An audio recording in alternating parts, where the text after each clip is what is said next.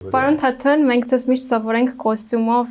փողկապով տեսնել, երբեք չենք տեսել, որ սվիտեր հագնեք, օրինակ։ Միգուցե գերակշռում է փողկապը։ Ստացվել է, լավ եմ կապել։ Ես կարծում դա փողկապների նկատմամբ ճիշտ վերաբերմունք չի։ Հայաստանում քաղբանտարկյալներ կան։ Իհարկե կան։ Օրինակ Սամվել Կարապետյան, Միքայել Աճապահյան, Բագրատ Գալստանյան։ 2018 թվականից առաջ Հայաստանում եղել են քաղբանտարկյալներ։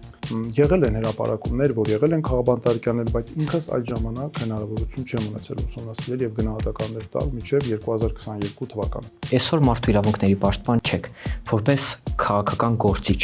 Ձեր մարդու իրավունքների պաշտպան եղած ժամանակ եղել են քաղբանտարկյալներ։ Մինչեւ 2018 թվականը դե բազմաթիվ են եղել քննարկումները։ Արթուր Սարգսյանին քաղբանտարկյալ համարում եք։ Հաց բերողը։ Հա, տեսեք, դա նույնպես իմ ժամանակահատվածին է վերաբերում եւ հետեւաբար այդ գնահատականը ես չէի կարող տալ, բայց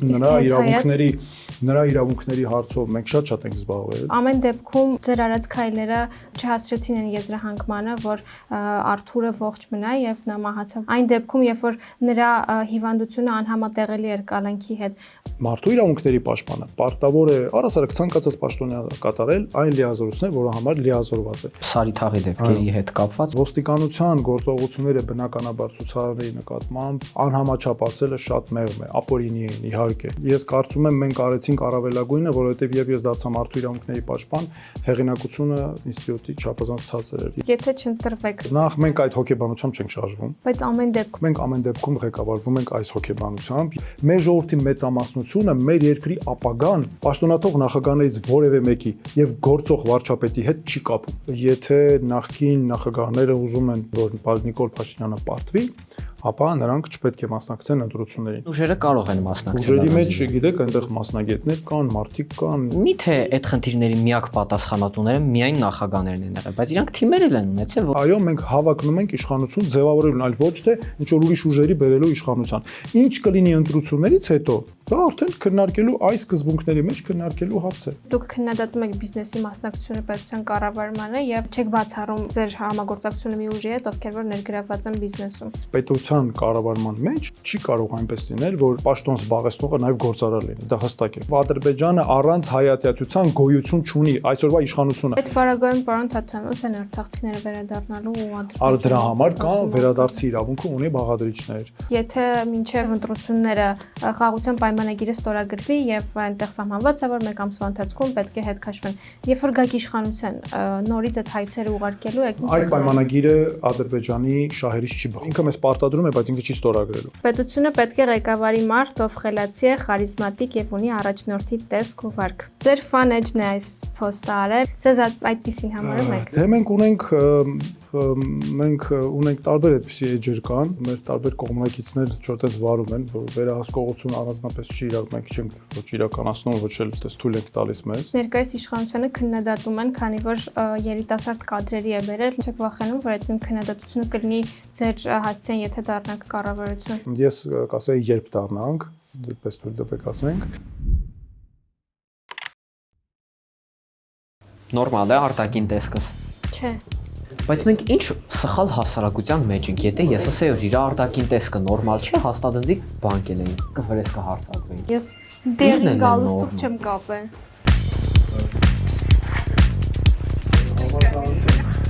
Մեկ էլ եթե հնարավոր է հարցերին շատ երկար պատասխաններ չտաք, որտեղ մեր սերունդը կարճ պատասխաններ է սիրում։ Լսել ենք, որ դաշնամուր ենք նվագում։ Չէ, ես աղջիկս նվագում, ես սովորում եմ նա։ Սկսելիս ասելու ենք մեր այսօրվա հյուրն է Միասնության թևեր քաղաքական նախաձեռնության ղեկավար, բայց դրանից հետո էլ ինչ ասենք, որ սենց ոչ քաղաքական լինի կամ ոչ պաշտոնական։ Օրինակ լիքը մարդ չգիտի, որ ես ազատ ժամանակ պայուսակներ եմ կարում լրագրությունից հետ։ Այ տենց ինչ որ բան, որ սենց ասենք, չենք սպասում ձեզնից։ Ես մի ժամանակ իմ ընտանիքի հետ միասին, կինս եւ երեխաներս գնում էինք Պարի։ Հայկական պարեր էինք պարում, մեքենա էինք վերցնում եւ այնպես մի 7-8 երկիր լինում ենք միաժամանակ, այսինքն օրինակ եթե Եվրոպան է, մուլտիվիզա ունեք։ Այո։ Հոգատար հայր, ճամփորդությունների սիրահար։ Միանշանակ։ Ես ունեմ Աֆրիկայում աշխատանքի փորձ, աֆրիկյան երկրներում, Միջին Արևելքի երկրներում, Եվրոպայում, Ամերիկայի Միացյալ Նահանգներում եւ Ռուսաստանում։ Աֆրիկայում աջակցել եմ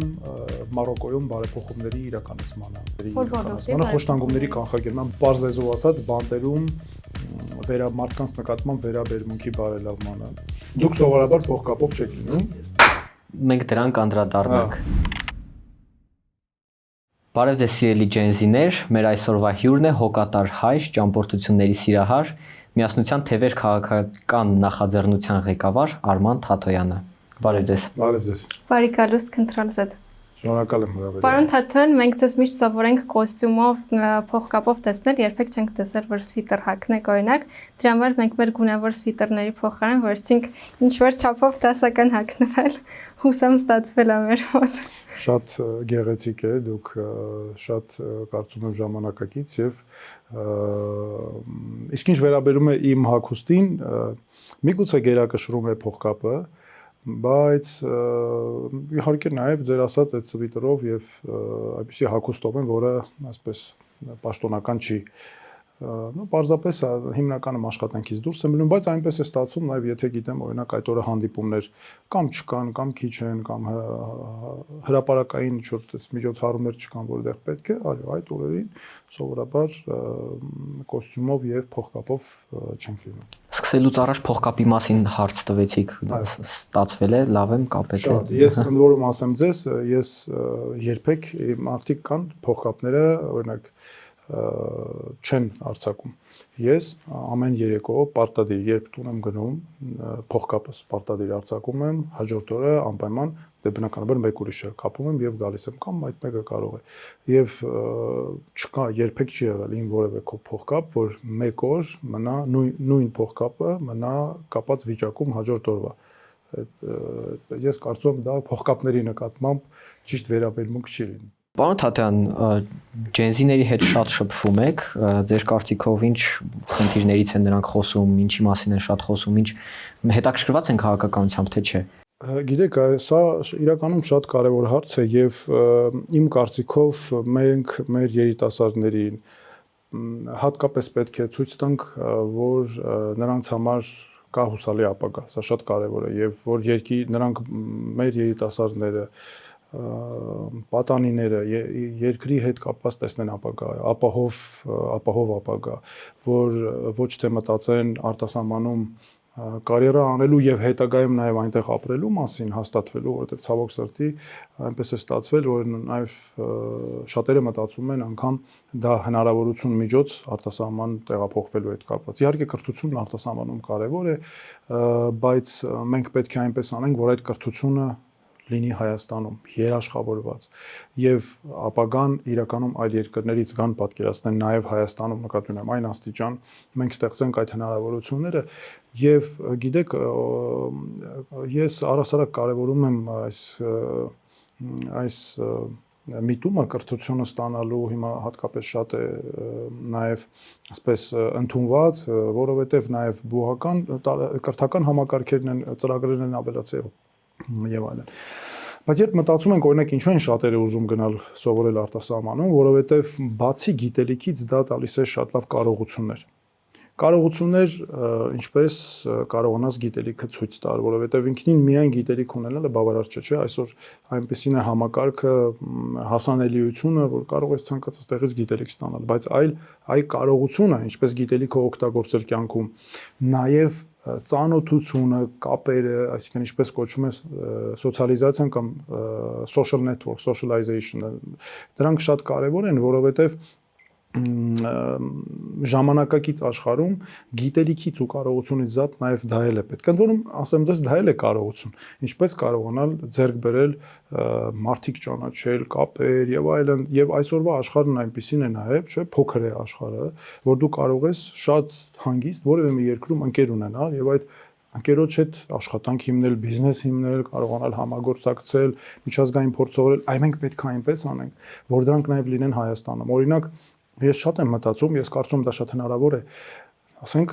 այնպիսի համալսարաններ, ինչպեսին Հարվարդի համալսարանը, Յեյլի համալսարանը, Կոլումբիայի համալսարանը, ես այնտեղ լինում եմ նաև ինձ հրավիրում են դասախոսությունների նաև բացի այն, որ ինքս ուսում եմ ստացել Ամերիկայում, ամեն անգամ այցերի ժամանակ տեսնում ես որքան դա կարևոր է եւ որքան կարևոր է այդ մշակույթը բերել Հայաստան նաեւ։ Այսինքն օրինակ որքան լավ կլինի մենք ունենանք եւ ես կարծում եմ բոլոր հնարավորությունները կան ու դա պետք է աներ որ լինի, օրինակ աշխարհի լավագույն այդ համալսարանների կենտրոնները լինեն Հայաստանում։ Իրական, որպեսզի կարողանան նաեւ այդ մշակույթը բերել Հայաստան։ Բայց ինչ խնդիրների մասին են խոսում ձեր հետ, ինչ որ կետեր ունեք առանձնացրած, որ երիտասարդներին աշխատանք, կրթություն, ապահովություն, այսինքն անվտանգություն, ապագա, դրանք շատ կարևոր, ամենակարևոր հարցերից են։ Եվ մենք պետք է ապահովենք մեր երիտասարդների համար այդ ամենը։ Եվ գիտեք, նաև մի այսպիսի կարևոր հարց կա, երբ երիտասարդների հետ շփվում ենք, հասկանում ես, որ շատ կարևոր է սերունդների հանդեպ պատասխանատվություն զգալը, երբ ավելի ավագ սերունդը, մարդիկ, ովքեր որ արդեն փորձ ունեն, պատասխանատվություն կարող են ստանձնել, որ իրենցից հետո եկող սերնդի համար ապահովեն այդ ապահովությունը, անվտանգությունը, կրթությունը, աշխատանք, որակ, որ մարդը իմանա հստակ ինքը գնալու է իր կարիերան կառուցելու,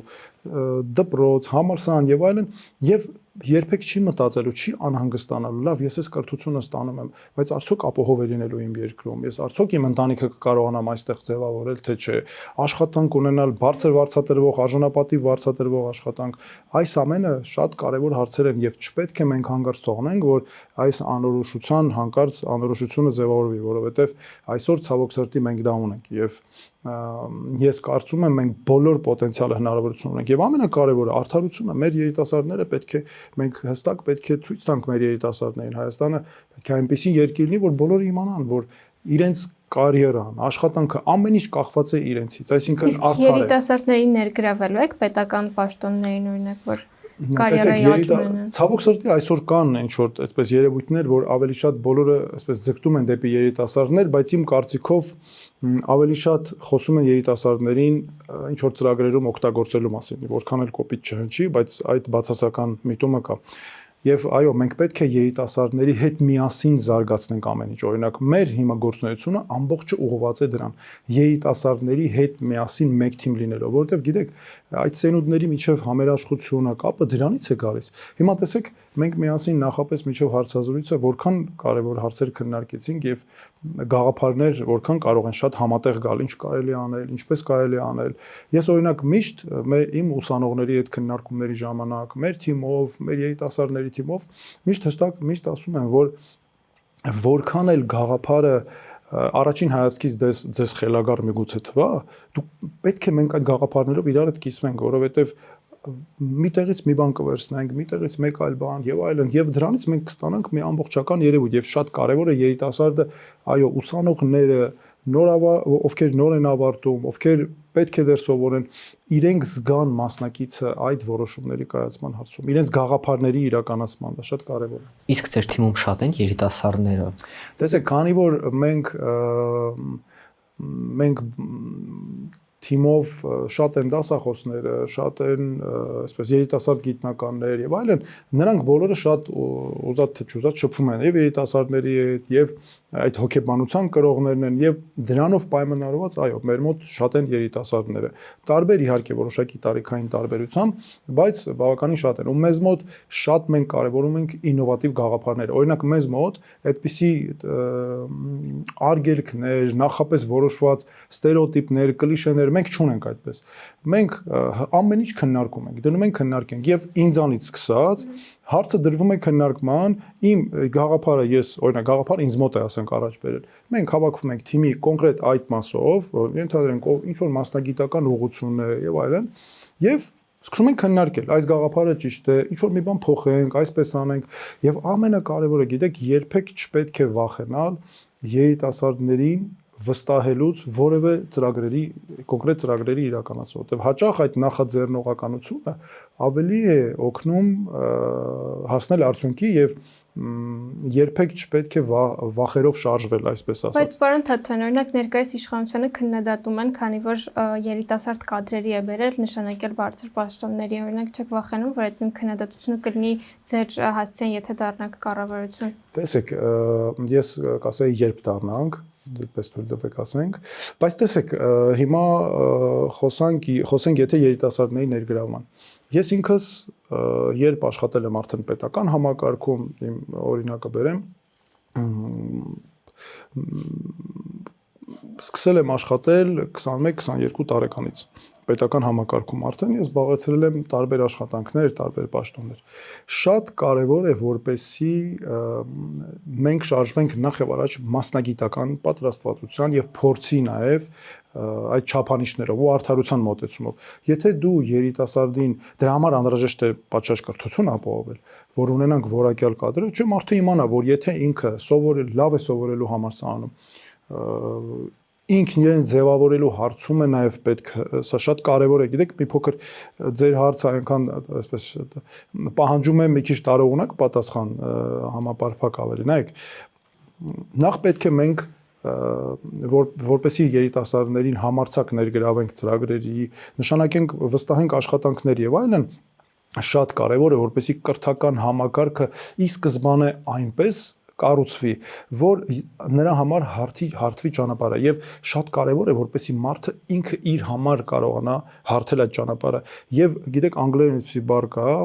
self-made, չէ՞, այսինքն ինքն իրեն պետք է այնպեսի կրթություն պետք է լինի, որ մարդը ինքն իրեն կերտի։ Տեսեք այսօր ինչպես է դպրոցը, ավագ դպրոցը օրինակ, լրիվ ապոմոտիվացնող մի հատ դարձել է օղակ, որ ինչպես մենք ենք մեր թիմում ասում, մեր մասնագետներն են բնորոշում, որ դա սովորեցնում է ինչպես չսովորել։ Խրախուսում է չսովորելը, պարապություն, չգիտես ժամանակը ոնց ծախսես, ինչ անես։ Մինչդեռ, տեսեք ինչպես պետք է լինի։ Եվ ընդ որում այդ ավագ դպրոցի երեխաները հիմնականում ինչ են անում։ Կրկնույսությունների մոտ, դասախոսների մոտ պարապում են, այն էլ կախված է նրանից ծնողները գումար կունենան, չեն ունենա հնարավորությունները, լավ դասախոս, վատ դասախոս, դպրոցի ուսուցիչ թե ոչ։ Այդ խնդրի համար լուծում ունեք ձեր։ Հիմա այո, գալիս ենք իհարկե։ Տեսեք, ինչ է ստացվում։ Վերջում քննությունը սպասում է, այդ մի քանի առարկան պարապում է, այն մյուսները թողում է, այսինքն այստեղ արդեն եղավ ընդհանուր կրթական համակարգում խնդիր, արժեքային համակարգը չզարգացավ այդ պատանու եւ երիտասարդի։ Եկավ վերջում քննությունը հանձնեց, դե հիմա ստացվեց, թե չէ, հաջորդ տարի են սպասում, հերական են սպասում, որ լինի եւ այլն, եթե եղավ հաջորդ տարի նորից էլի դնում են մենակ այդ առարկաներն են պարապում։ Մենք ինչ ենք առաջարկում։ Իրականում ճանապարհը այնպեսին պետք է լինի, որ մարդը ինքն իրեն կերտի։ Ինչ նկատի ունեմ։ Ուզում է դառնալ որևէ մեկը կենսաբան։ Շատ լավ մասնագիտություն է։ Ինչ է պետք անել։ Իր համար պետք է ինքը արդեն հարթի ճանապարհը, այսինքն գնա համալսարանը խրախուսի, որ ով գալիս է ընդունվելու պետք է ունենա օրինակ կամավորության փորձ ինչ որ լաբորատորիաների հետ կապված, կենսաբանության առաջվող ինչ որ հարցերում, ամառային դպրոց գնացած լինի, կամավորական աշխատանք անվճար ընդ որում աշխատանք, որտեղ սա շատ կարևոր նույնպես կարողություն է, եւ երեխան իմանա, որ ինքը այս բոլոր ծրագրերին երբ մասնակցի, ընդ որում ինքն իր նախաձեռնությամբ պետք է եւ այդ հնարավորությունները պետք է լինեն, որ ինքը կարողանա գտնի, տեսնի եւ ինքը ձևավորում է, երբ հասնում է արդեն տարիքը համալսարանական կրթությունը ստանալու, երեխան գիտի համալսարանը ինչ է իրենից պահանջում եւ իր քրտինքով վաստակում է այդ հնարավորությունը գնալու, ստանալու կրթություն, ոչ թե հույսը դնում է էլի ծնողների վրա պետք է բնականաբար ծնողը շատ կարեւոր դերակատարություն ունի, բայց մենք պետք է սովորացնենք մարդուն ինքնուրույն կյանքի հմտություններ։ Դու պետք է այնպես երեխան ստանա կրթությունը, որ դպրոցում առարկաներ լինեն, որ սովորեցնեն։ Եվ հետո գիտեք ինչպես պետք է լինի։ Նաև պետք է շատ կարևոր է, որպեսզի համալսարանը, պետությունը նաև այդտեղ գործ ունի անելու այն մասնագիտությունների առումով, թե որոնք են իրեն անհրաժեշտ պատվերի, խրախուսելու այդ բոլոր հարցերում եւ երբ մարդը արդեն ձևավորվում է, գալիս է պետք է ընդունվի բուհական կրթություն ստանա, ինքը արդեն պետք է հստակ իր կյանքի կերտած ճանապարհով, այդ որ ասեցի, գնա, ինչպես ասում են, internship անցնի, այսինքն պրակտիկ անցնի։ Հիմա նաև շատ զարգացած են, օրինակ, արտասահմանում էլ կամավորական աշխատանք են գնում անում գալիս, Հայաստանում է դա պետք զարգացնել անպայման, եւ հստակ գիտի, որ վերջ արդեն ինքն ապահովում է իր կրթությունը, եթե ծնողը անգամ նյութական հնարավորություններ չունենա, որ դասախոսի մոտ պարապելու, դրա կարիքը չի լինելու։ Երեխան գալու է ընդունվի համալսարան, համալսարանն էլ այդ կերպ ստանում է արդեն որակյալ մասնագետներ։ Նույնը պետք է շարունակի համալսարանը։ Գիտեք, ամերիկյան կրթությունը ես գնահատում եմ շատ, նախ ոչ միայն նրա համար, որ ինքս եմ ստացել այդ կրթությունն Ամերիկայի Միացյալ Նահանգներում, բայց այնտեղ սովորացնում են երբեք չեն թողում որ նախ արժեքահեն նաև կրթություն է պետք եւ երկրորդը չեն թողում որպեսի կտրվի ուսանողը կոնկրետ հանրությանը նաև օգուտներ բերելուց օրինակ կրթության սովորելիս կա նաև այսպես կոչված պրոբոնո աշխատանք այսինքն անվճար աշխատանք դու անվճար աշխատանքը տարբեր կարող են օրինակ հանրօգուտ աշխատանք անել համայնքին օգնել եւ այլն եւ դրանք միավորներ են գալիս որոնք օգնում են խրախուսանքով տարբեր համալսարանը ավարտելու հարցում Պարոն Թաթոյան իսկ խոսեցին կրթության կարևորությունից ինչպես եք վերաբերվում այն քաղաքական գործիչներին ովքեր իրենց գործընթացներում կոչեր են անում դասադուլներ անել Տեսեք, Կոչ կանեք դասադուլի նախ եթե կարելի է մի բա հետ գնանք, ես ձեր հարցը որպեսզի ավարտեմ, ի վերջո կվստահենք աշխատանքներ, պաշտոններ, պետք է վստահել երիտասարդներին, թե չէ։ Նախ առաջինը պետք է պետական համակարգում ղեկավարվել արդարության սկզբունքով, կարողությունների, կրթություն, փորձ, շատ կարևոր է։ Եվ եթե մենք ունենում ենք երիտասարդներ, որոնք տեսեք կրթական համակարգը նրանց արդեն ձևավորել է, որովհետև մեր բուհական կրթությունն այսօր պատրաստված չի գործնական գիտելիքներ մարդուն տալուն, երբ ուսանողը ավարտում է համալսարանը, չէ, հաճախ միայն տեսական գիտելիքներ են։ Եվ բոլորը հույսը դնում են, ասում են դե կավարտեմ, կգնամ, կաշխատեմ, փորձը ձեռք կբերեմ։ Բայց այդպես չպետք է լինի, օրինակ, բուհական համակարգում ինչպես է, վերջին 4 տարի սովորում է։ Այդ կապված դեռ հարցեր ունենք։ Եկեք Արենի հարցին պատասխանենք, հետո անցնենք։ Լավ, ես ուզում եի այդ ասեի, որ 4 տարի սովորում են, այդ ամբողջ ընթացքը պետք է պրակտիկա դառնա, եւ ոչ թե մենակ այդ 4 տարվա։ Հեսա դրա մասին կխոսենք։ Դասադուլներ, երիտասարդների ներգրավվածություն քաղաքական Դրանք քաղաքական ակցիաներ են եւ ի վերջո նաեւ ուսանողի իրավունքն է մասնակիցը դառնալ թե չէ ամենակարևորը դրանք պետք է լինեն բնականաբար կամավոր բայց դրանք քաղաքական նշանակություն ունեցող ակցիաներ են մեր երկրում էլ կիրառվել են դա տարբեր երկրներում արվում են բայց չեմ կարող հիմա այսպես ասել սենց պատասխանեմ մեզ համար շատ կարևոր է որակյալ լավ կրթություն ստանալը առհասարակ կոնկրետ ակցիաների ժամանակ դրանք նաև օրինական միջոցներ են եւ ըստ իրավիճակի պետք է Իսկ հիմա կրթության իրավունք թե խաղաղ բողոքի ակցիաներ անելու իրավունք Տեսեք կրթության խաղաղ բողոքի ակցիաները ժողովրդավարության հիմքն են Կրթության իրավունքը նույնպես կարևորագույն իրավունք է բայց բողոքի ակցիայի մասնակցելը չի հակադրվում կրթության իրավունքին Ամենակարևորը, որպեսզի երկիրը, այո, այնպես ունենա կարգավորումները, որպեսզի այդ ճիշտ համադրությունների իրավունքը լինի, որ հնարավորություն, որտեղ դու չես կարող երիտասարդին զրկել բողոքի ակցիայի մասնակցելու իրավունքից, քաղաքական գործունեություն իրականացնելու, բայց իհարկե դա չպետք է ազդի, չի նշանակում, որ դրա անվան տակ պետք է բացարձակ աչքաթող արվի կրթությունը սա էլ Պարոն Թաթոյան, իսկ եթե չընտրվեք, շարունակելու եք ընդդիմադիր գործունեությամբ զբաղվել, թե հնարավոր օրինակ իրավական հարցերով բլոգեր դառնալ։ Նախ մենք այդ հոգեբանությամբ չենք շարժվում։ Մեր հոգեբանը եւ դրա համար էլ մենք նաեւ մշակել ենք խորքային եւ շատ հիմնավոր ծրագրեր եւ որպեսզի իրականացնենք այդ ծրագրերը։ Բայց ամեն դեպքում եթե չընտրվեք, ինչով եք զբաղվելու։ Մենք ամեն դեպքում ղեկավարվում ենք այս հոգեբանությամբ եւ դրա համար էլ նաեւ սիրով ձեզ հետ ենք եկել քննարկելու այն ծրագրերը, որոնք պետք է իրականացնենք եւ նաեւ ձեր մասնակցությամբ բոլորի մեր երիտասարդների։ Մենք երիտասարդների շրջանում բարբերաբար հարցումներ ենք անցկացնում, որպեսզի հասկանանք ինչ խնդիրներ են իրենց ուզում։ Ես իրենցից մի քանիսը առանձնացրել եմ, ես կարդամ, դուք կարճ, բայց բովանդակային պատասխանեք։ Երիտասարդների մի հատված բողոքում է համալսարանական կրթության որակից, մասնավորապես ասում են, որ տրված գիտելիքը չի համապատասխանում ներկայիս աշխատանքային շուկայի ստանդարտներին։ Այս խնդիրը ո՞նց եք պատկերացնում լուծումը։ Պետք է անպայման այո ուսումնասիրել գործնական անհրաժեշտությունը, այստեղ պետությունը մեծ դեր անելու ունի։ Ուսումնասիրի անհրաժեշտությունը, համալսարանների հետ համագործակցաբար, այո, եւ պատվերներ եւ ծրագրերը այնպես մշակել, որպեսզի համապատասխանությունը լինի, իհարկե։ Այսինքն, որ խնդրեմ ինչ-որ կետային կասեք, օրինակ, չգիտեմ,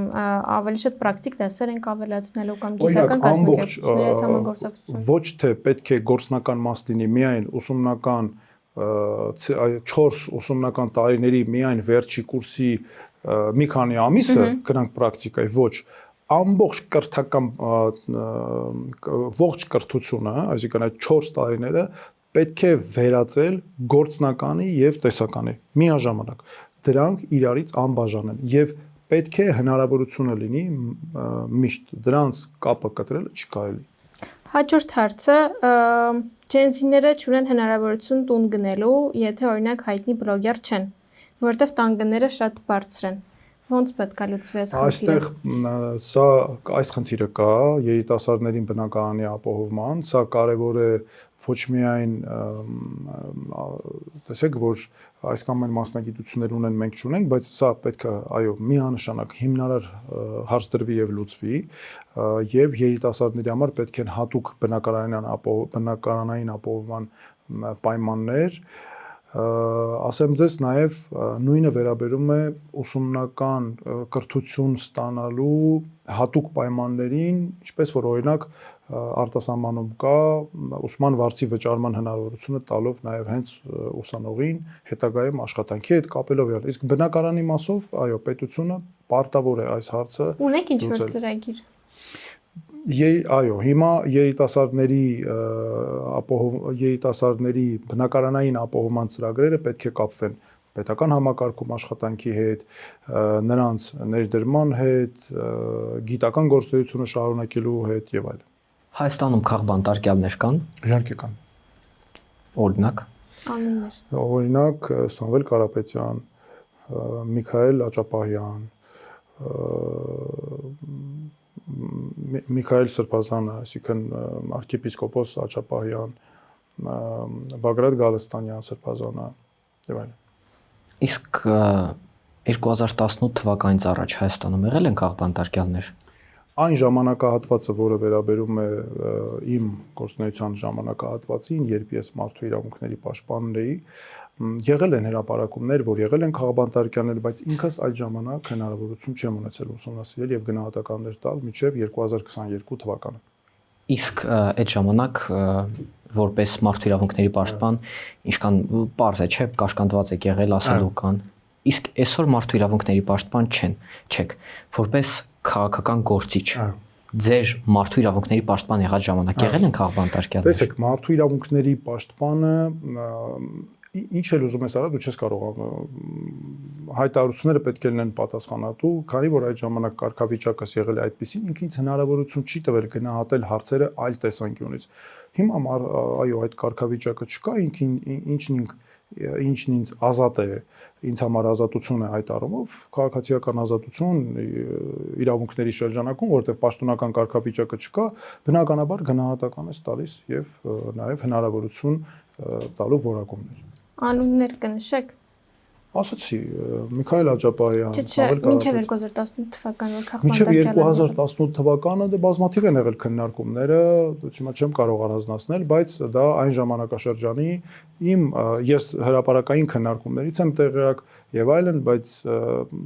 այդ կարգավիճակը չի տալիս հնարավորություն, որ դու գնահատականներ տաս։ Արթուր Սարգսյանին քաղբանտարկյալ համարում եք։ Հաց բերողը։ Հա,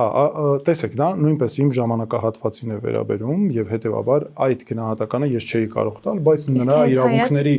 նրա իրավունքների հարցով մենք շատ ենք զբաղվել, շատ մանրամասն, ես հիշում եմ անգամ քրեակատարողական հիմնարկում, երբ հացադուլով պայմանավորված դրա առողջական վիճակը կտրուկ վատացել էր, իմ հանձնարարությամբ մեր բժշկի եւ իրավաբանի այցերը ամենօրյա են դարձել, նաեւ հոգեբան էր այցելում, ավելին մենք այն ժամանակ ամեն ինչ արեցինք, որ նաեւ շարժական շտապօգնության այսպես կայան կամ մեքենա լինի քրեակատարողական հիմնարկի մոտ, իսկ առողջական կալանավորման համար պատասխանատուն բնականաբար պետությունն է, կառավարությունը եւ ոչ մարդու իրավունքների պաշտպանը։ Նշում եք, որ ինչ-որ քայլեր եք արել նրա համար, բայց ամեն դեպքում ձեր արած քայլերը չհասցրեցին այն եզրահանգմանը, որ Արթուրը ողջ մնա եւ նա մահացավ բանտում, այն դեպքում, երբ որ նրա հիվանդությունը անհամատեղելի էր կալանքի հետ։ Ձեր պատասխանատվությունը չեք զգում այդ հարցում։ Դա մարդու իրավունքների պաշտպանի պատասխանատվությունը չի։ Մարդու իրավունքների պաշտպանը ոչ թե պատասխանատու չի կալանավորում, ինքը չի կալանավորում։ Բայց չէ՞ որ նրա հիվանդությունը անհամատեղելի էր կալանքի հետ։ Այո, բայց մարդու իրավունքների պաշտպան անում է առաջարկներ, ինչը մենք արել ենք, կառավարությունը պարտավոր չի անգամ հետևել դրան, բայց ես արեցի ամեն ինչ մեր անձնակազմով, որ գիշեր-ցերեկ նրա հետ կապված լինի առողջական մեր ուշադրության կենտրոնում, ոչ թե որ մենք ենք պատասխանատու, այլ մենք ստիպենք կառավարությանը աշխատի։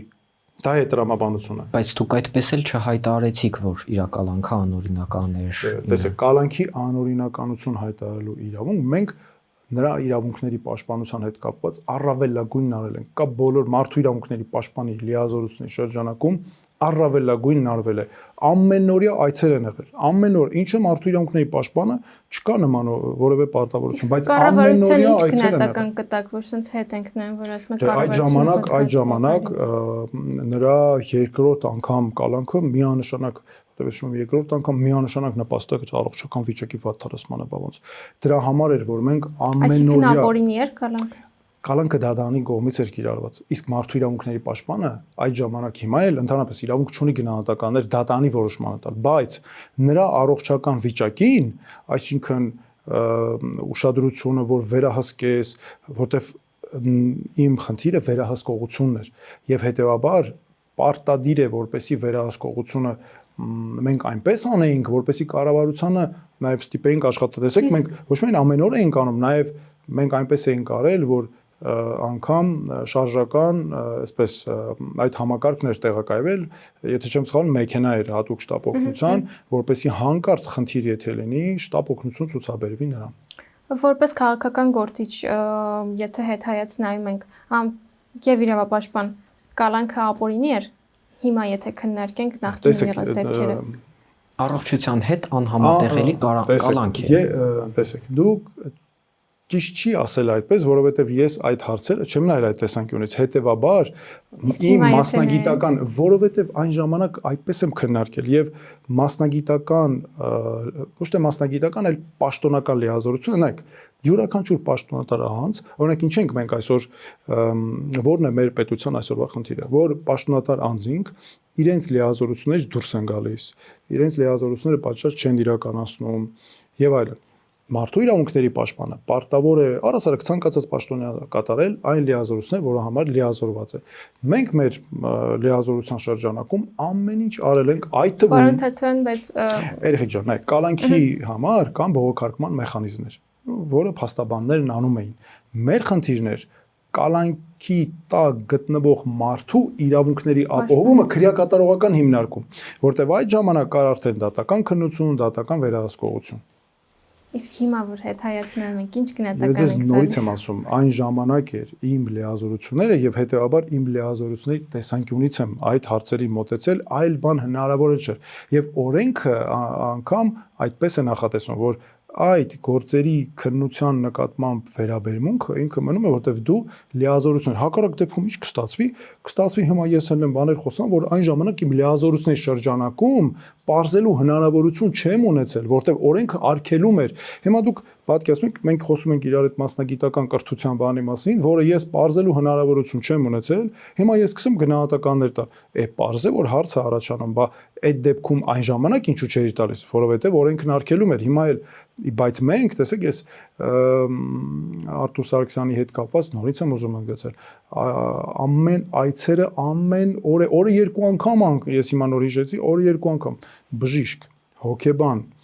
իրավաբան, որոնք այցելում էին, ամեն օր մենք գրեթե հայտարարություններ էինք անում, առաջարկներ էինք ներկայացնում։ Այս սա է այն առավելագույնը, նույնիսկ դրանից ավելին, ինչ որ մենք արել ենք։ Պարոն Թաթյան, Սարի թաղի դեպքերի հետ կապված դուք հայտարարել եք, որ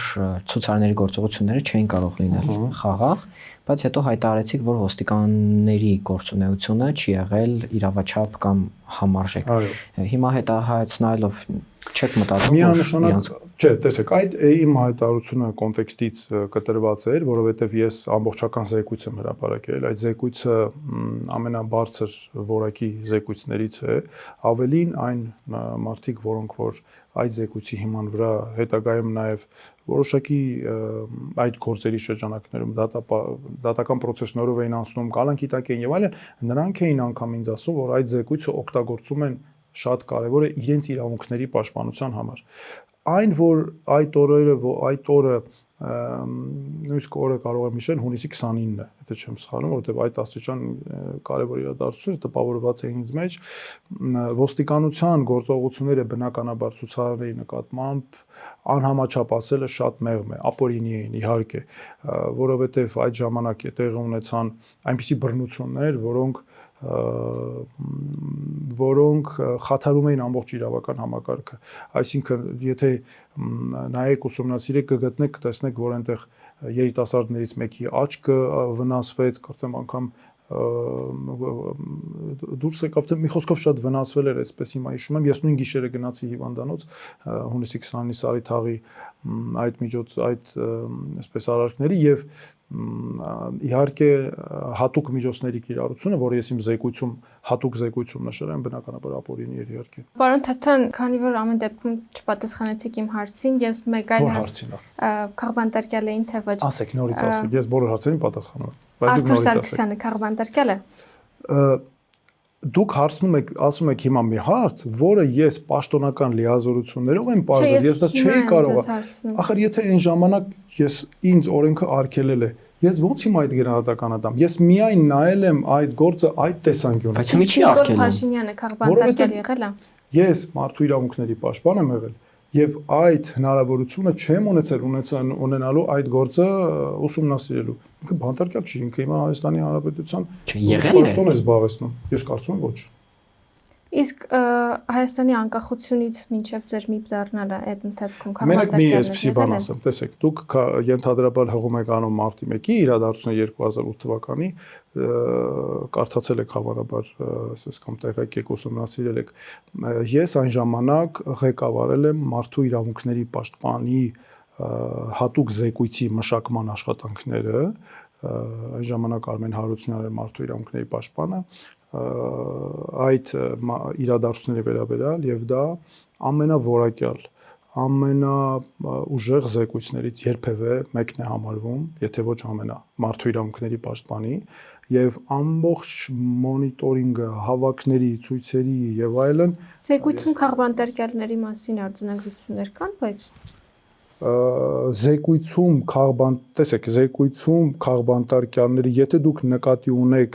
այդ զեկույցը ես այն ժամանակ որպես այսպես զեկույցում միայն արձանագրել եք, որ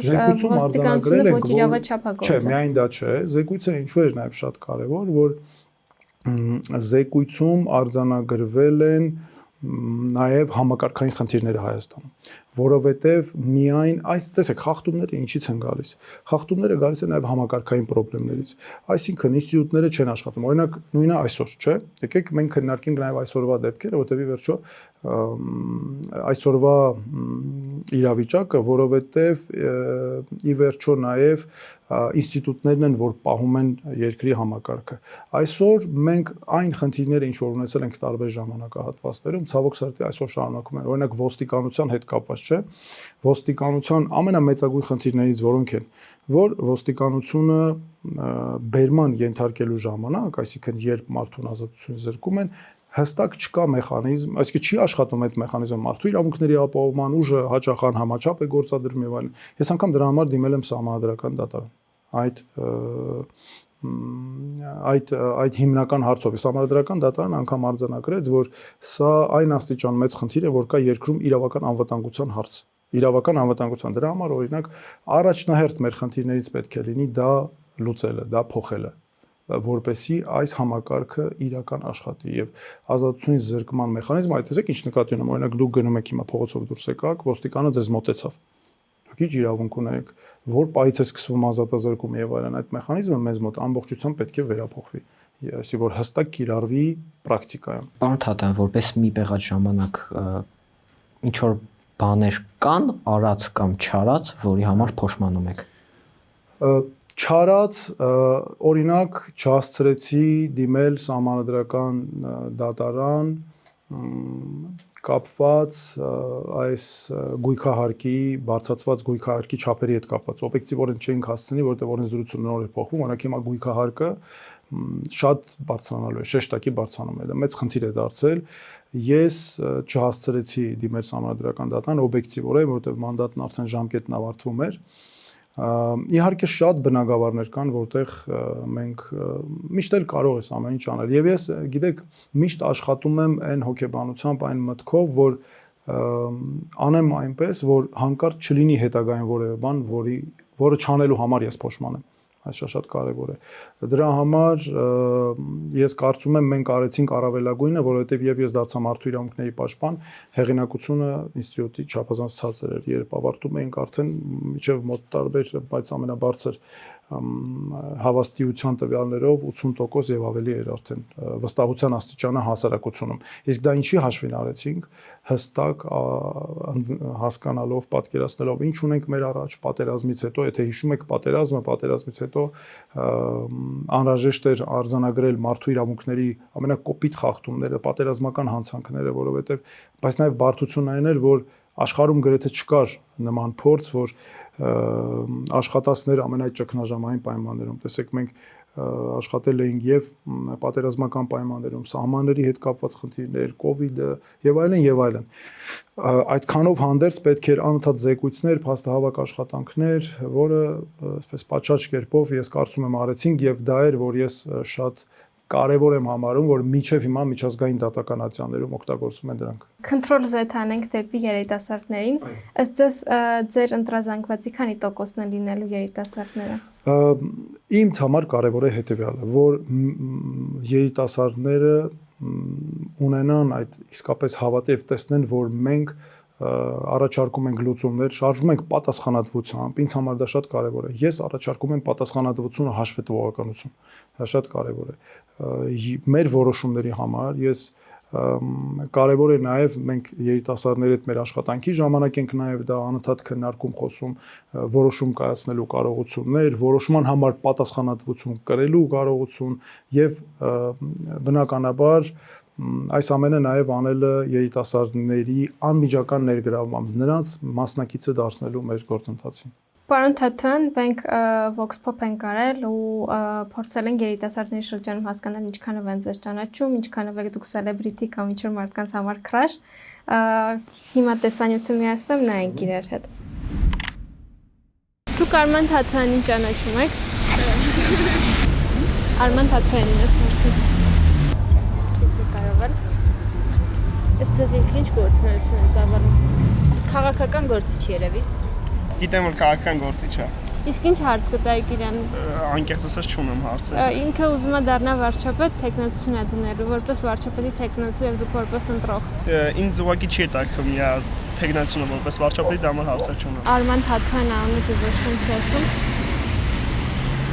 Ինքը քաղաքական գործիչ է, ուզում է դառնա Հայաստանի վարչապետ, որպես ընտրող։ Ինչ հարց կուզեք իրան տալ։ Չունեմ հարցեր։ Մարտա։ Իսկ սիստեմը ծանոթ չի։ Իսկ դες ինքը ինչով է զբաղվում։ Ուй։ Չուն կողոստ։ Ոչ։ Արման Թաթոյանի։ Չէ։ Իսկ versus նկարով նայում եք։ Իսկ դες ինքը ինչ գործունեություն է ծավալում։ Գիտեմ իրականում կներեք, բայց տալվում եք։ Ինչ պլաններ ունի ապագայի հետ կապված։ Հայաստանի թե Հայաստանի։ Ինչպես կբարելավի երկիրը, արտաքին քաղաքականությունը ինչպես կզարգացնի եւ տեսլականը երկրի։ Ինչ բարեփոխումներ կան այս երկրի համար, ինչքան կարա լավ։ Ահա։ Ու կատարի էլի։ Քան բան է կարամ ասել ու վсё։ Մասնակցել եք ընտրությունների միջև էս։ Չէ։ Առաջին ընտրություններն են։ Դա ճիշտ ասեմ, ոչ ցանկություն ունեմ։ Չեք մասնակցելու։ Չէ։ Ճիշտն ասած, ես առաջին անգամ եմ ընտրություններին մասնակցելու, քաղաքականությունից այդքան շատ գաղափար չունեմ, որ կարողանամ պատասխանեմ ձեզ այստեղ։ Հա ոչ է։ Գործարան բացեն, ֆաբրիկա բացեն, մարդը աշխատանք ունենա, թոշակառուներից գումարը բարձրացնեն, ես հավաքարար չեմ։ Ծաղկի կետ ունեմ, աղջիկ ջան, մանկավարժ եմ։ Շատ հավանում եմ, ես իրան եմ ընտրել։ Ախտի չեն ջայլերը սենց խոսում։ Տեսեք, Ինչ զգացողություններ ունեցա։ նախ մեկ կարևոր զգացողություն, մեր երիտասարդները պետք է լինեն ակտիվ եւ տեսեք հիմնականում կամ խուսափում են նաև հարցերից, չեն ուզում պատասխանել։ Ես կարծում եմ սա մեր հասարակության մենք պետք է լուծենք բոլորով այս հարցը, որ մարդիկ իսկապես ակտիվ լինեն, հետաքրքրում են, որովհետեւ քաղաքական գործունեությամբ, քաղաքական գործիչներով, քաղաքական գործունեությամբ, առասարակ քաղաքականությամբ հետաքրքրվել մասնակցելու ցանկությունը, սա մարդու նաև համադրական իրավունքներից է եւ ավելին նրանք մենք պետք է նաև ցույց տանք մեր երիտասարդներին, որ նրանք որոշումների կայացմանը պետք է մասնակցեն, որ եթե նրանք չեն մասնակցում որոշումների կայացմանը, նրանց փոխարեն ուրիշներն են որոշումներ կայացնում։ Սա է ինձ համար իմ երկրի ապագայի տեսանկյունից սա շատ կարևոր է, որ իմ երկրի երիտասարդ ընտրողը ինքը հստակ ունենա, որ եթե ես չեմ գնալու ընտրության, իմ փոխարեն ուրիշներն են որոշելու։ Տեսեք, ասում են բոլորը շատ լավ, որ իմ ապագան, որ որոշենք, թող ասեն, որն է մեր ապագան եւ այլն։ Այ ապագան որոշելու ձևերից մեկը հենց դա է։ Ու եթե մենք չենք գնում, նրանք կամ ցանկացած, հատկապես երիտասարդները, որովհետեւ ապագան նրանցն է, չէ՞։ Տեսեք, երիտասարդ սերունդ է գալիս զարգանում եւ սերունդների միջև այս անցումը դրանով պետք է ապահովի։ Այ եթե նրանք չեն մասնակցում, ապագան ուրիշն է որոշում։ Դրա համար իմ համար մեկ հարցը սա է։ Ինչպես։ Իսկ ինչ անենք, որ հետաքրքրված լինեն։ Գիտեք, առաջինը չպետք է թողնենք, որ հանկարծ ապա մոտիվացնող այս ցավոք սրտի այս process-ը ավելի զարգանա, այսինքն որ ամեն ինչ հնարավոր չի փոխել, ոչ մեկ չի հետաքրքրում, մեկը ոնց կա տենց մնալու է եւ այլն, ամեն ինչ որոշված է վաղուց, այդպես չի, որոշողները մենք ենք, որոշողները դուք եք, մենք պետք է բոլորով որոշենք մեր երկրի ապագան, սա է շատ կարեւոր։ Պարոն Թաթան, Facebook-ում այսպիսի post կա. պետությունը պետք է ղեկավարի մարդ, ով խելացի է, խարիզմատիկ եւ ունի առաջնորդի տեսք ու վարք։ Տեսել եք այդ post-ը։ Ինչ post-ի մասին է խոսքը։ Դե, ենթադրում եմ, չգիտեմ, ո՞ր մասին է խոսքը։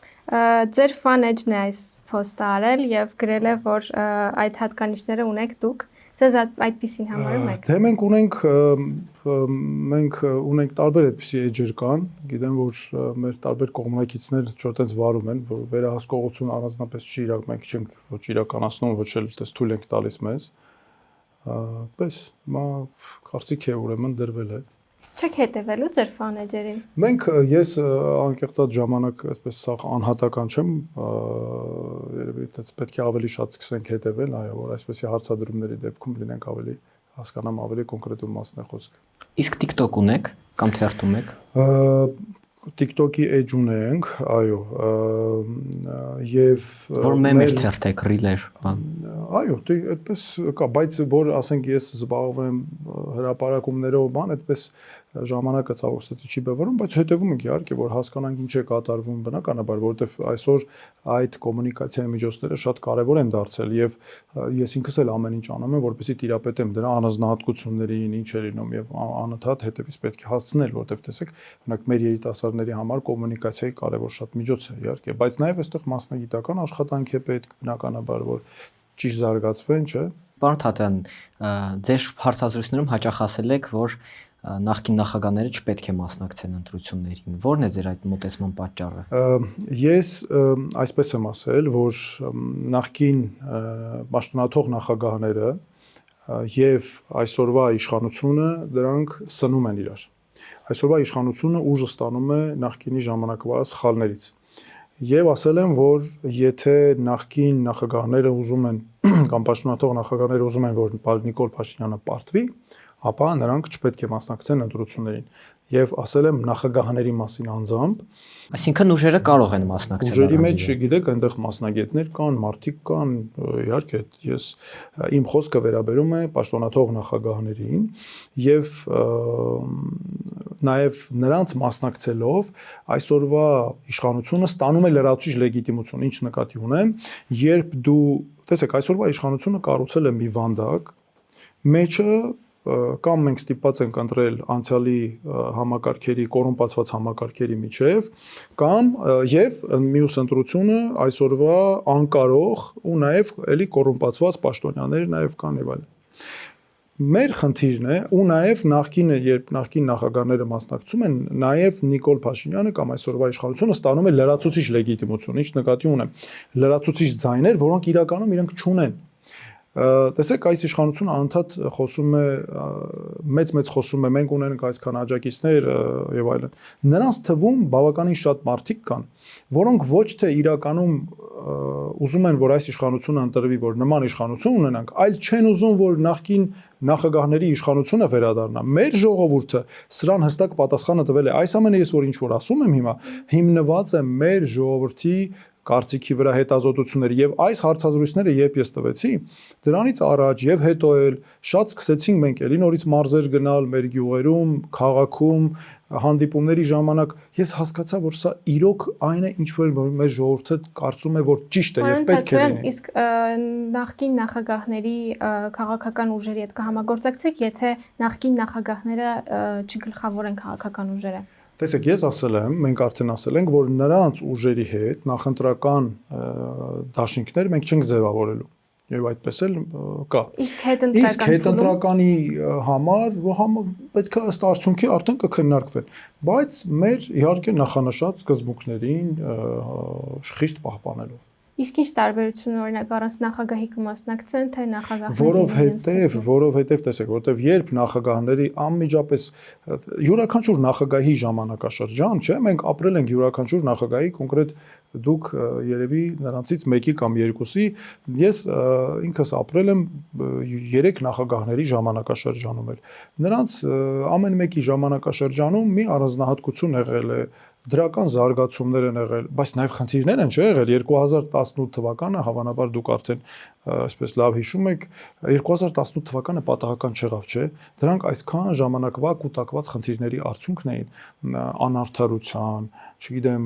կոռուպցիայի հետ կապված եւ այլն, բայց ցավոք սրտի եղավ հիմա այն ինչ որ շատ ավելի վատ է, քան նախկինում կար։ Պարզապես այս իշխանությունը օգտագործում է այն ժամանակվա խնդիրները եւ այն ժամանակվա խնդիրները այնքան այո շատ են եղել այդ առումով եւ որ հիմա օգտագործում է եւ այս իշխանությունը ամենակարևորը ինքը ինչ է արել, ինքը ստել, խաբել է մարդկանց, որովհետեւ այն ժամանակ ինչ էին անում մարդիկ արդար մղումներով շատերը հավաքվել էին, չէ, եւ ուզում էին որպեսզի երկրում փոփոխություն լինի։ Բայց դրանով այդ մղումով էին հավաքվել եւ այս իշխանությունը հետագայում հիմա անում է այն,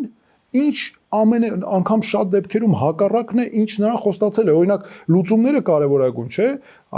ժողովրդի հետ կքննարկվեն, կլուծվեն, այս կարող են որևէ բան չի արվում։ Հասարակությունը պարակտված,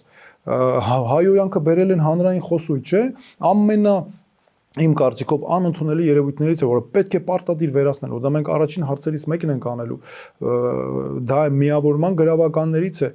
Չի կարող երկրում լինել իշխանություն, որը խրախուսում է, թեկուզ անգամ հայտարարում է, բայց խրախուսում է գործնականում հայոյանք, խրախուսում է գործնականում թշնամանք։ Չի կարող լինել իշխանություն, որ շահագրգռված է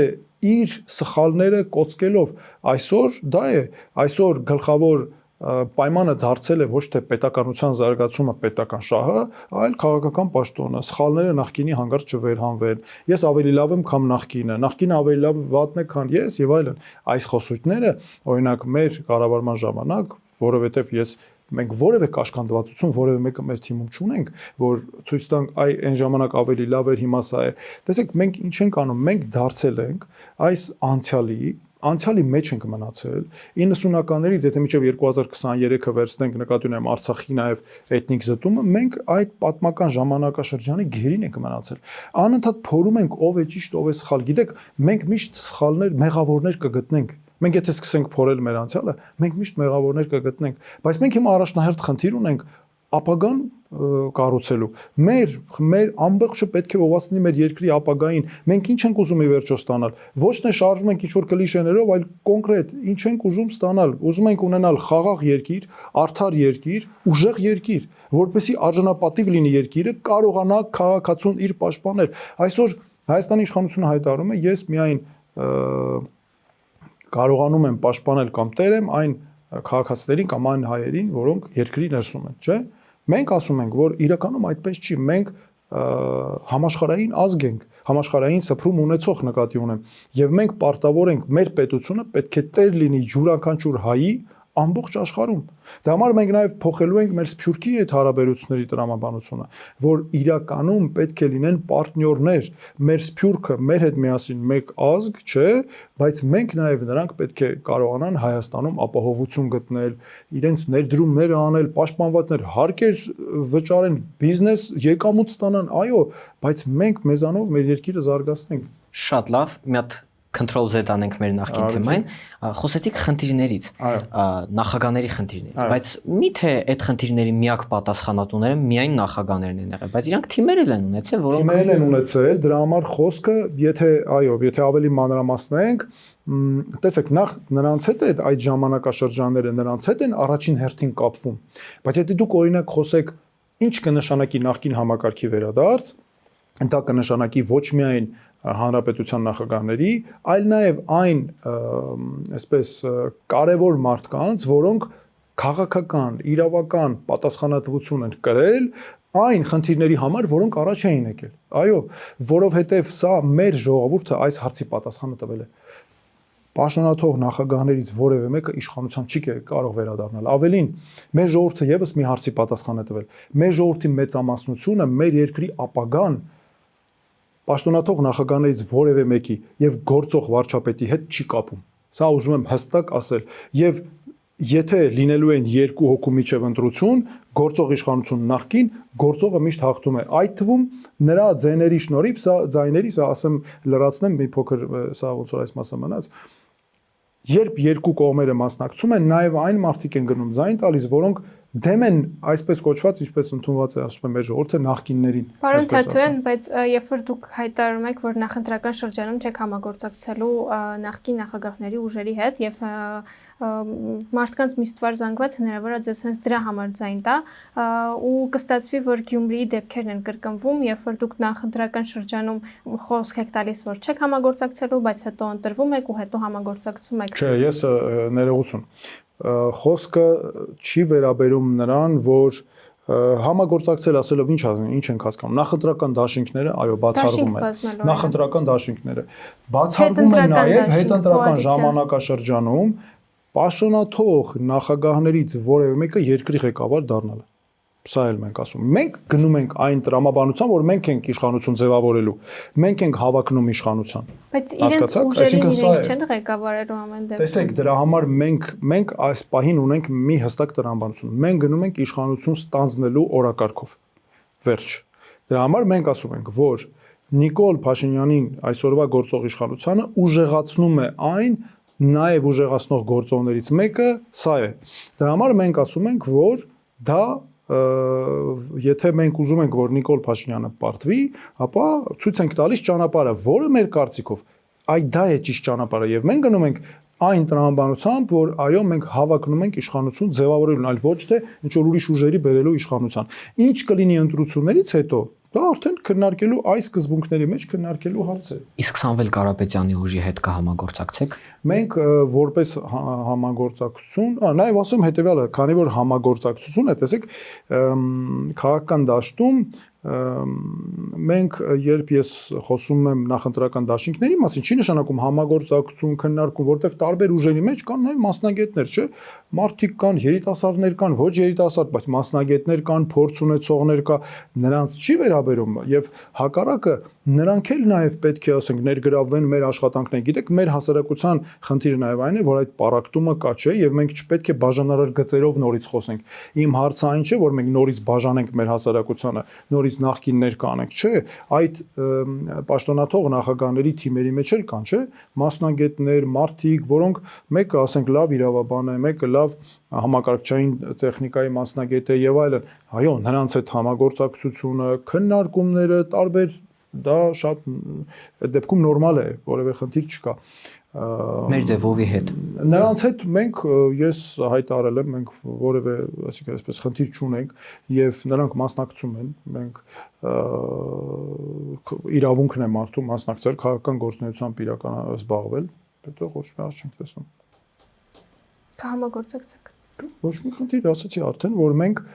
պետք է ըստ արդյունքի չգիտեմ, ըստ իրավիճակի կոնկրետ քննարկենք այսպես։ Բայց այստեղ հակասություն չի առաջանում, քանի որ դուք քննադատում եք բիզնեսի մասնակցությունը պետության կառավարմանը եւ ասում եք, որ կհամագործակցեք մի ուժի հետ, ով որ չեք բացառում ձեր համագործակցությունը մի ուժի հետ, ովքեր որ ներգրավված են բիզնեսում։ Տեսեք, պետության կառավարման մեջ չի կարող այնպես լինել, որ գործարարը նաև պաշտոն զբաղեցնողը նաև գործարար լինի։ Դա հստակ է, կան հստակ կանոններ։ Եվ այդ կանոնները պահպանելու դեպքում, այդ կանոնները չպահպանելու դեպքում, իհարկե օրենքն այդ պատասխանը տվել, ես չեմ տվել։ Այսինքն դա արդեն օրենքով հստակ սահմանված է։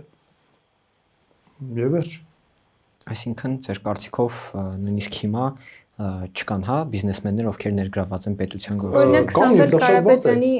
քաղաքական ուժի մեջ կան բազմաթիվ գործարարներ, ովքեր որ քաղաքական հայտ են ներկայացրել։ Հիմա պետական պաշտոնի զբաղեցման ժամանակ, ապեր պետական պաշտոնի զբաղեցնում, որևէ մեկը դրա օրենքով լուծած է այդ հարցը։ Չի կարող մարդը օգտագործել իր բիզնես շահերը կամ ներգրաված լինել, եւ դրա հետևանքները մենք տեսել ենք, որքան աղետալի են եղել, չէ՞, երկրի համար։ Տարիներ շարունակ։ Սա շատ հստակ կանոն է։ Այս կանոնը բնականաբար հետագայում պետք է պահպանվի։ նկատի ունեք, որ հանձնելու են հավատարմական գրման, հա։ Օրենքով մեխանիզմներ կան, այո, մշակած մեխանիզմներ կան, որ պաշտոնյան չի կարող լինել նաև գործարար։ Սա շատ հստակ է։ Այստեղ շատ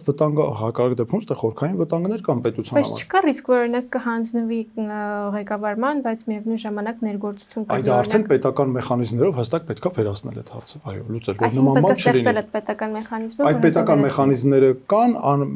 ունենք անարդյունավետություն, բայց ամենակարևորը քաղաքական կամք է պետք իրականացնելու, իհարկե, որովհետև դա դու չես կարող պետություն հակառակ դեպքում պետությունը լուծել այդ խնդիրները որ կան, չէ՞, որտեղ մենք տեսնում ենք ժամանակի ընթացքում խնդիրների պատճառն է։ Դրա համար դա արդեն օրենքով լուծվող հարց է։ Իհարկե։ Լավ, իսկ ուղղակի sense հարց կա, օլիգարխիկ համակարգերում միշտ կան այդ օրինականության վրա հղումները, այո, օրենքով սահմանված է եւ այլն եւ այլն։ Այս նույն համատեքստում, այս նույն թեմայի շրջանակներում Խաչատուր Սուքիասյանի դեպքը նորմալ է թե նորմալ չէ։ Տեսեք, դրա համար է, որ պետք է քաղաքական կամք, պետք է մարդ, ով կապվածություն չունի որևէ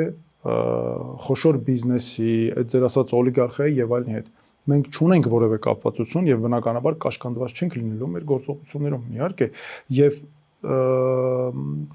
սա նորից եմ ասում, օրենքի հստակ հարց է եւ օրենքը կիրառելու հարց է։ Այս սա է, դրա համար ես կարևորում եմ օրենքի կիրառությունը։ Իհարկե, իսկ օրենքը պետք է լինի հավասար բոլորի համար։ Իսկ դաշինք կամ կոալիցիա այս նույն թեմայի համատեքստում կկազմեք։ Չենք քննարկել, այդպիսի որևէ բան չի քննարկվել, այս պահին էլ չկա այդպիսի բան, այդպես։ Այս պահին չկա ոչ մի բան։ Պարոն Թաթյան, վերադառնալով խոստումներին, դուք ձեր հարցազրույցներում նշում եք, որ պետք է գայք իշխանության, կրթությունը դառնա անվճար, ինչ միջոցներով այդ կրթությունը դառնալու անվճար, այսինքն բյուջեն ուղղակի չի ավելանալու, որտեղից եք հատկացումներ անելու։ Մենք արել ենք հստակ մեր հաշվարկները եւ խոսքը նաեւ սա առանձին մեկուսացած բարեփոխում չէ, այլ կամ լուծում չէ։ Հարկային համակարգի բարեփոխման շնորհիվ տնտեսության մոդելի փոփոխության եւ այլն դրա արդյունքում այո մենք պետք է գանք եւ դա այդ լուծումը այնպես չէ որ նոր է, դա աշխարհում կա, խոսքը վերաբերում է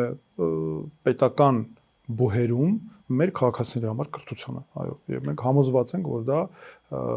հնարավոր է անել ու դա արվելու է։ Որ ասում եք հաշվարկներ են կարել, որոշել ենք տնտեսական մոդելի փոփոխություն, կմարամասնեք մի քիչ ինչ մոդելի ենք անցնելու, որ դա տնտեսական մոդելի, տեսեք, մեր ավելի շատ մասնագետները սրա մասին մանրամասն ասում են, բայց մենք ամենակարևորը մենք պետք է ասնենք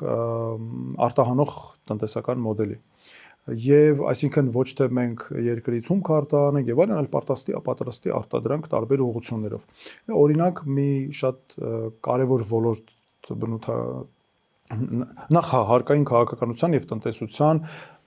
հարկային վարչարարության կամ հարկերի հետ կապված տրամաբանություն նույնպես պետք է փոխվի, մասնավորապես տնտեսության հարկային քաղաքականությունը չպետք է լինի, հարկերը չպետք է լինեն լոկոմոտիվը, որոնք տնտեսությունը առաջ են տանում։ մենք ինչքան կարողացանք գումար հույսներս դնենք գումար հավաքելու վրա, այլ հարկերը պետք է հետևեն տնտեսությանը, տնտեսության հետևից, այսինքն տնտեսության զարգացման ուղղությունները եւ այլն։ Եվ մենք տարբեր օրինակ մենք նախատեսել ենք արդյունաբերական գոտիների ստեղծում, որտեղ պետք է լինեն հատուկ հարկման մեխանիզմներ, հատուկ հարկային համակարգեր։ Օրինակ այդտեղ նախատեսվող լուծումներից է, որ հարկման մեխանիզմը հիմնված է քառակուսի մետրի վրա եւ ոչ թե օրինակ ասենք արտադրական ծավալների եւ այլնի վրա կամ կներեք որ ընդհատում բայց ամեն դեպքում կրթության գումարը որտեղից ենք բերելու։ Ես ասում եմ որ կրթության վերաբերող եւ կրթության գումարը եւ այդ լուծումները հիմնված են այո մեր այս նորարար հաշվարկների եւ լուծումների վրա ինչ ենք անելու տարբեր ուղղություններով անարդյունավետ ծախսվող նաև գումարի տնտեսման եւ շատ ավելի մյուս եղանակներով։ Համաներման թեմային անդրադառնանք, խոսել եք, որ իշխանության անցնելուց հետո համաներում եք հայտարարելու։ Սա ինչ որ իրավական քայլ է, թե քաղաքական խոստում, ում եք համաներելու։ Տեսեք, նախ հստակ ոնց եմ ասել, մի հատ կասեք իմ հարցազրույցում։ Հայտարարել եք, որ իշխանության գալուց հետո համաներում եք հայտարարել։ Կասեք մի հատ որտեղ եմ ասել, տես բան ու ոնց եմ ասել։ Կոնկրետ ցիտում։ Հա, կարդացեք մի հատ էլի։ Կոնկրետ ցիտատ չունեմ, ցավոք։ Դե որովհետև ես հիշում եմ չեմ ասել եմ անբան։ Հիմա կարդացեք, գտեք, խնդրում եմ, մի հատ տեսնեմ ոնց եմ ասել էլի։ Միգուցե ասել եմ, բայց տեսնեմ ոնց եմ ասել։ Հիմա կճշտենք անպայման այս հարցին կվերադառնանք։ Մեր հաջորդ թեման մի քիչ ավելի շատ քննարկվող թեմաներից է Արցախյան հարցին ենք անդրադառնալու եւ Հայաստանի Ադրբեջանի դեմ ուղարկված հայցերին, որոնք ինչպես գիտենք, այս ստորագրված համաձայնագրով պետք է հետ կանչվեն եւ խաղաղության պայմանագիր պետք է կնքվի։ Ոնց եք վերաբերվում այս հարցին, հետ եթե գաք իշխանության հետ կանչելու եք, թե ոչ, ոնց եք վարվելու։ Ոչ, բացառվում է։ Հայցերը, միջազգային հայցերը չպետք է հետ կանչվեն։ Խոսքը միայն չի վերաբերում միջազգային հայցերին, այլ միջազգային բոլոր գանգատներ, բողոքներ եւ այլն ոչ միայն հետ չեն կանչվելու, այլև նորերն են ներկայացվելու։ Դա պետք է մեր իրավունքների պաշտպանության համար, իմ իրավունքների, իմ քաղաքացու իրավունքների պաշտպանության, իմ նկատի ունեմ իմ երկրի եւ հետամուտ ենք լինելու միջև վերջ, մեկ դեպք է լինի, միջև վերջ գնալու ենք։ Պետք է իմ երկրի քաղաքացու նկատմամբ ոտնձգություն անողը հստակ գիտակցի աշխարհի որ մասում էլ եղավ գնալու ենք ու գտնելու ենք ու արդարությունը վրա է հասնելու։ Սա հստակ ասեմ։ Դա համար մենք ոչ մի հայց չենք քաշելու։ Ես չեմ կարող գիտեք ինչ։ Ես ինքս ամբողջ այս ժամանակահատվածում աշխատել եմ մանրամասն զոհվածների ընտանիքների հետ, գերիների ընտանիքների հետ, մարդիկ որոնք տուժել են, վնասներ են կրել, իմ աչքի առաջը նաև շատ բաներ տեղի ունեցել։ Ես նրանց տներ եմ գնացել ընտանիքներ, ես ինչպես կարող եմ այդ մարդու աչքերի մեջ նայել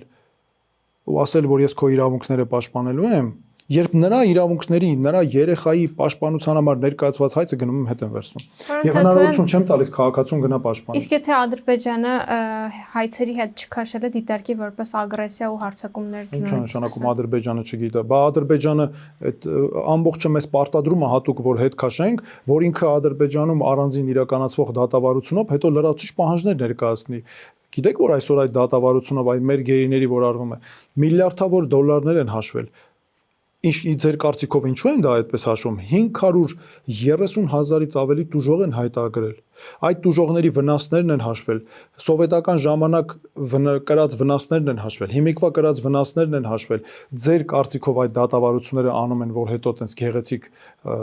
դատավճիռներ ունենան տես նստեն ոչ Հայաստանի ներկայացնելու են պահանջներ լրացուցիչ եւ դա պետական ծրագիր է այսինքն մենք գնում ենք հրաժարվում ենք հայցերից իրենք գալիս են ներկայացնում են մեր իրավունքների հետևից մենք չգնացինք, ոչ մեկ չի պաշտպանելու, մենք պետք է ինքներս ինքնաբավ լինենք, կարող լինենք մեր երկրի շահերի պաշտպանությանը, դրա համար մենք պետք է ունենանք ուժեղ երկիր, արդար երկիր եւ նաեւ որը մեզ եւ խաղաղ երկիր, այդ դա է խաղաղությունը, իսկ ոչ թե մի քանի պատերազմ, 3 պատերազմ պարտվելը մի հատ էլ նոր ցեղասպանություն բերելը ու մի հատ էլ դրանից հետո գնալ խոսելը խաղաղության մասին։ Այս է ինչ է, սա նաև ընդդիմության պարտությունն է, որ այսօրվա գործող, որ այս իշխանությունը, որը 3 պատերազմ է պարտվել, մի հատ նոր ցեղասպանություն է բերել, մի հատ էլ գալիս է խոսում է խաղաղությունից։ Մի кейս էլ քննարկենք, եթե մինչև ընտրությունները խաղաղության պայմանագիրը ստորագրվի եւ այնտեղ սահմանված է, որ մեկ ամսվա ընթացքում պետք է հետ քաշվեն։ Երբ որ գաք իշխանության, նորից այդ հայցերը ուղարկելու եք, ինչ է Այդ պայմանագիրը Ադրբեջանի շահերից չի բխում։ Ադրբեջանը հակված չի խաղաղության պայմանագիր ստորագրելու։ Գիտեք, որովհետեւ ինքը մեզ պարտադրում է, բայց ինքը չի ստորագրելու։ Ես դրա համար հատուկ ասեցի, խաղաղության պայմանագիր ստորագրեմ, հենց հիմա ստորագրեմ։ Ադրբեջանի նախագահը թող ստորագրի, երկրորդը ես ստորագրեմ, բայց իմ համար խաղաղության պայմանագիրը դա չի։ Իմ համար խաղաղության պայմանագիրը թրիփն է, որ կոնկրետ պետության հետ կոնկրետ պարտավորություններ կան, բայց ոչ թե Ադրբեջանի։ Ադրբեջանի նախագահը գնում է այսպես կոչված խաղաղության պայմանագիր է ստորագրում, ինչ է անում։ Մի շաբաթ հետո գնում ասում է հայ հասարակությունը հիվանդ է։ Գնում ասում է Հայաստանը ադրբեջանական հող է, ասում է իրենց կոնցեպցիան ինչ է, դուք հələ մի հատ պատկերացեք այդ պայմաններում ինչ խաղաղություն, ասում է Հայաստանի Հանրապետություն, Հայաստան գոյություն չի ունեցել։ Հայերը արհեստական բերվել են Հարավային Կովկաս 1828 թվականին Արևելյան Անատոլիայից, ինչպես ինքն է ասում, եւ Իրանի Իսլամական Հանրապետությունից։ Եվ սա տանում է առաջ, շեշտակի այս մեխանիզմը հիմա Ադրբեջանում զարգանում է։ Էականորեն շատ լուրջ զարգացում ունի։ Մարդը գնում է ձեր կարծիքով խաղաղության պայմանագիր է կնքում ու ասում է, որ այդ ամբողջը մեր տարածքները հայկական ինքնություն գոյություն չունի, դուք մեզ ցեղասպանել եք, էս եք արել, այն եք արել, ապրելու իրավունք էլ չունեք։ Ադրբեջանի նախագահը այն վիճակի հասցրեց, ասում է, որ հայերը պետք է սովորեն համակեցություն։ Ու պատկերացնում եք, այսինքն մենք ինչ ենք վայրակ ազգ էինք, ինչ էինք, այնպես որ պետք է մենք ճիշտ հասկանանք, որտեղից է խաղաղությունը գալիս, որ իրականում ուժեղ ու արդար պետությունն է խաղաղ, եւ մենք այդ ամենը անելու ենք, այլ ոչ թե ավերջը նվաստացած վիճակը։ Դուք ձեր խոսքում նաև նշում եք, որ արցախցիների իրավունքների հարցում երկու ուղղությամբ եք աշխատելու, մեկը Հայաստանի Հանրապետությունում ինտեգրումն է եւ մյուսը վերադարձ դեպի Արցախ։ Ոնց եք պատկերացնում վերադարձ, այսինքն արցախցիները վերադառնալու են Արցախ, որը լինելու է Ադրբեջանի կազմում, թե Տեսեք, նախ մի կարևոր բան ասեմ։ Արցախը ինձ համար իմ ինքնության, հայկական ինքնության անբաժան մաս է։ Արցախյան ինքնությունը իմ ինքնության անբաժան մաս է։ Բայց չէ, որ Հայաստանը արդեն ճանաչել է, որ Արցախը Հայաստանի, Արցախը չի որոշվում Ադրբեջանի տարածքում ճանաչված։ Ես սա ասում եմ հայկական ինքնություն։ Մեր հայրենակիցներն են, չէ՞, Արցախից եկել, մեր հայերը, մեր մոտ հիմա մեր կողքին ապրում են դարերով Արցախում, Արցախն ու Սյունիքը եղել են այն եզակի բնակավայրից, որտեղ միշտ ավելի շատ ամենաշատ հայերն են այո այդ առումով եղել։ Դա հայկական հող է եւ այո Արցախյան ինքնությունը իմ ինքնության անբաժան մասն է հիմա։ Կանք արդեն ձեր նշած հարցին։ Նախ երկու ուղղություն, բայց եկեք Արցախյան մեր Արցախի հայրենակիցներին ասենք ավելի Հայաստանում արժանապատիվ կյանք, որտեղ եթե միայն ինտեգրումով ենք ասում, ստացվում է մի տեսակ օտարացին բառ է, որ օտարացնելու պես նրանք մեր հայրենակիցներն են, մեր անբաժան մասն են, մեր ժողովրդի անբաժան մասն են, չէ՞։ Եվ նայեք, մենք պետք է ամեն ինչ անենք, որ նրանք մեզ մոտ ունենան արժանապատիվ կյանք, որ նրանց նկատմամբ որևէ ատելություն ու թշնամանք չլինի, չէ՞։ Այսօր ցավոք սրտի դա շատ է զարգացած։ Եվ դա նաև արվում է իշխանության հրահրմամբ, նրանց այդ առաջվող շրջանակների, դա պետք է բացառվի։ Մյուսը, Արցախ վերադարձ։ Մենք խոսում ենք միայն Արցախ վերադարձի իրավունքի մասին։ Այսինքն Ադրբեջանի տարածքային ամբողջականության նկատի ունեմ Ադրբեջանի տարածքում լինել չլինելու եւ այլն այդպիսի հարց մեր օրակարգում դրված չէ։ Եվ մենք խոսում ենք միայն հումանիտար կողմի մասին, որովհետեւ նայեք, դա մարդու բնական իրավունք է եւ նրանք մեր կողքին ապրում են, բայց մի բան էլ ասեմ։ Արցախցիների հետ շփվել եք, իրենք համաձայն են գնալ Արցախում ապրել, երբ որ Արցախը Ադրբեջանի կազմում է։ Արցախ գնալը, Արցախի վերադարձը, այո, իհարկե շփվել ենք, շատ մարդիկ, բազմաթիվ մարդիկ, այո, եւ շատ կարոտով են հիշում եւ ասում են, բայց մի կարեւոր բան ասեմ։ Արցախցիների վերադարձի իրավունքը մենք չենք հնարել։ Դա միջազգայինորեն գոյություն ունի եւ Արդարադատության միջազգային դատարանը ամրագրել է 2023 թվականի նոյեմբերի 17-ի իր ակտով, որ Ադրբեջանը պարտավոր է ապահովել արցախցիների վերադարձը արժանապատիվ, արագ եւ անվտանգ վերադարձը։ Դրանից հետո այդ հայտարարություններն արել ՄԱԿ-ի մարդու իրավունքների խորհուրդը, էլի 2023 թվականի հոկտեմբերին, որին միացել է նաեւ Հայաստանը։ Ընդ որում Արդարադատության միջազգային դատարանը, որ ասացի, չէ, այդ հայտարարությունը, դա եղել է Հայաստանի դիմումով, Հայաստանի կառավարության, այսօրվա կառավարության դիմումով։ Ամերիկայի Միացյալ Նահանգներն է արել այդ հայտարարությունը, Շվեյցարիան է արել այդ հայտարարությունը, Կանադան է այդ հայտարարությունը արել, Եվրամիության խորհրդարանն է արել այդ հայտարարությունները։ Բազմաթիվ միջազգային հայտարարություններ կան, որոնք հիմա մեր ձեռքին են, մենք ունենք դրանք, մեր իրավական զինանոցում են, մեր իրավունքների պաշտպանության։ Բայց զուգահեռ ինչ է անում Ադրբեջանը, այսպես կոչված արևմտյան ադրբեջանցիների վերադարձի թեման, որը բոլոր ատյաններով փակած է, Արդարադատության միջազգային դատարանը ասել է, չես կարող այդ հարցով ինձ գալ։ Եվրոպական դատարանը ասել է, ուշ է, չես կարող այդ հարցով գալ։ Բոլոր իրավական մեխանիզմներով փակած է, Ադրբեջանը 0-ից բերել բարձրացրել է թեմա։ Եվ այսօրվա իշխանությունը հանելը երկուսը հավասարեցրել է, ասում է այսօրվա կառավարության ղեկավարը Գերմանիայում այս վերջերս շատ նվաստացած դիրքերից խոսելով ասում է եկեք փակենք այս երկու թեմաները, համարենք հավասար ու փակենք։ Այն դեպքում, երբ սա 0-ից առաջացած թեմա է եւ Ադրբեջանը չի փակելու այս թեման, որովհետեւ Ադրբեջանը առանց հայատյացության գոյություն չունի, այսօրվա իշխանությունը Այսօրվա Ադրբեջանի իշխանությունը էգզիստենցիալ առումով հիմնված է հայատյացության վրա։ Նա սնվում է հայատյացությունից։ Իր երկրի համար դարձել է արտաքին թշնամու կերպար, հայերն են, եւ նա կանգ չի առնելու Ադրբեջանի այս իշխանությունը։ Այդ բարագայում պարոն Թաթյան, ո՞նց են արցախցիները վերադառնալու ու Ադրբեջանը։ Դրա համար կա վերադարձի իրավունքը ունի բաղադրիչներ, ապահով վերադարձ եւ այլն։ Եվ սա Մենք չենք ասում սա մեկ օրում է, այո, մենք չենք ասում մեկ օրում է լինելու, իհարկե, մեկ օրում չի լինելու, բա ոնց, բայց դա պետք է լինի մեր կարևոր քաղաքական ուղղությունը, որ մենք մեր իրավունքների, գիտեք, մենք մեր իրավունքների տերը պետք է լինենք։ Մինչև այսօր Ադրբեջանի որևէ պատերազմական հանցագործ զինվորականներով ուզում է լինի, չէ՞ որ մի քանի տարի առաջ կտրում էին ականջներ, գլուխներ, այդքան դաժանություններ էին անում։ Չի պատժվել։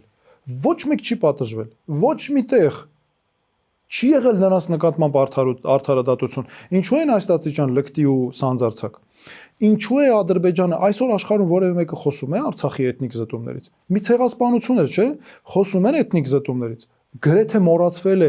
այդ միջազգային համալսարաններում, որ անգամ հիմա քննարկում, անգամ գիտական կենտրոններում մեզ ասում են, որ անպայման այդ հարցերը պետք չի կարելի թույլ տալ հանգարցում, որովհետև մոռացության է մատնվում։ Եկեք մեր սահմանների օկուպացիան վերցնենք։ Ադրբեջանը օկուպացրել է, չէ՞, մեր տարածքները։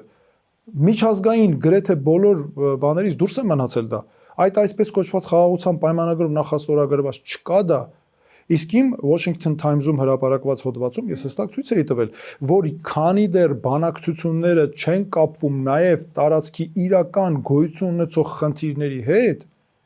մենք չենք կարողանալու ամբողջը դիվանագիտությունը վերաբերվում է այնպես կարծես ոչինչ չի եղել, խաղաղություն չի լինելու, որովհետև Ադրբեջանը շարունակում է, ինչու է շարունակում ռասիզմի լեզու, շարունակում է հիերարխիայի լեզու, թշնամանքի լեզու, որովհետև տեսնում է, որ ամեն ինչ ձեռքից գալիս է եւ այսպես գնալով մաքրվում է։ Իսկ մենք չպետք է թույլ տանք, որ միջազգային դիվանագիտությունը, մեր դիվանագիտությունը սանտեսի, որովհետեւ մեր կողմն է եւ իրավունքը, ճիշտ է, եւ ես ուզում եմ ասել մեր ժողովրդին նաեւ, որ մենք իսկապես բոլոր ձևերը կան, լավ է լինելու, պետք չի վախենալ, որովհետև այդ մեխանիզմները կան եւ մեր կողմն են, մենք մեր աշխարհում ընկերներ ունենք, մեր իրավունքները ունենք։ Ասում եմ, որ ժամանակի սղության պատճառով պետք է շուտով ավարտենք, մենք վերջում քույզ ենք պատրաստել։ Քույզից առաջ Ctrl-Z մեր հարցին, ահա։ Կոնկրետ չգտա, բայց ձեր ասուլիսներից մեկում ասել եք, որ համաներում հայտարարելու եք, բայց համաներումը լինելու է ոչ այն ձևով, ինչպես այս իշխանությունն է անում։ Դե, որովհետև այս եթե նման բան է, մի հատ պետք է հստակեցնի։ Անպայման մտածելու ենք համաներում հայտարարելու մասին, բայց կոնկրետ հիմնված հստակ սկզբունքների, կանոնների վրա, ոչ թե որ այս իշխանությունը արեց սկզբում, հետո բոլորին նորից էլի 1080 բառի համար հավաքեցին, լցրեցին քրեակատարողական հիմնարկները։ Եթե նման բան եմ ասել, նկատի եմ ունեցել